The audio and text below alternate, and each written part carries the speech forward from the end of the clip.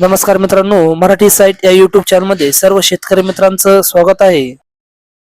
तर शेतकरी मित्रांनो, आता तुम्हाला फक्त 25 रुपयात 7-12 उतार्यावर तुमचे नाव जोडता येणार आहे. 18 दिवसात वारस नोंद देखील त्या ठिकाणी लागणार आहे. फक्त त्या ठिकाणी 25 रुपयात हे काम होणार आहे. त्या ठिकाणी अर्ज प्रक्रिया आणि संपूर्ण माहिती पहा. तर आता तलाठी कार्यालयाला वा न जाता वारस नोंद आणि 25 रुपयात 7-12 उतार्यावर तुमच्या नाव जोडले जाणार आहे. या संदर्भात नवीन अपडेट शासनाने दिलेली आहे. तलाठी कार्यालयात चक्रा मारण्याची आता गरज शेतकऱ्याला राहिली नाही. सरकारने नवीन ई हक्क प्रणाली सुरू केलेली आहे. यात नागरिक 25 रुपये मध्ये घरबसल्या वारस नोंदणीसाठी अर्ज करू शकतात. यावेळी वारस नोंद बरोबर भ्रष्टाचाराला आळा बसणार आहे. वारस नोंद म्हणजे काय याबाबत तुम्हाला माहिती असेलच. तर या ठिकाणी मृत व्यक्तीच्या पत्नी किंवा मुलगा आणि आई यांना वारस म्हणून मालमत्ता हस्तांतरित करण्यासाठी येते. याला म्हणजे वारस नोंद असे म्हणतात.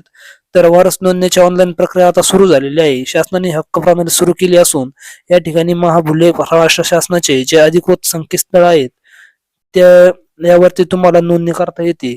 तर त्या ठिकाणी खाते उघडल्यावर अर्जदार वारस नोंदणीसाठी फॉर्म भरावा लागतो आणि त्यासोबत आवश्यक ती कागदपत्रे त्या ठिकाणी तुम्हाला अपलोड करावी लागत असतात. अर्ज केल्यानंतर 18 दिवसाचा अर्जाची तपासणी केली जाते आणि आवश्यक कागदपत्र असल्यास 7-12 वारसाची नोंद या ठिकाणी केली जाते. अशी देखील माहिती या ठिकाणी समजून येत आहे. तर वारस नोंदणीसाठी आवश्यक ते कागदपत्रे देखील त्या ठिकाणी लागत आहेत.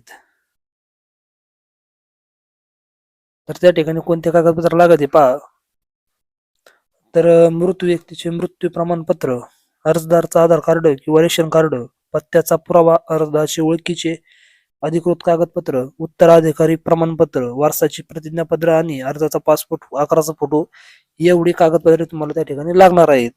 तर जर मृत्यू व्यक्ती सरकारी कर्मचारी असेल तर सेवा नियमावली आणि शिक्षण अधिकाऱ्यांचे पत्र देखील या ठिकाणी लागणार आहे. वारस नोंद पूर्ण झाल्यानंतर 7-12 उतार्यावर नाव चढवता येते आणि मृत व्यक्तीचं नाव 7-12 मधून काढायचे असेल तर त्यासाठी स्वतंत्र अर्ज देखील तुम्हाला भरावा लागतो.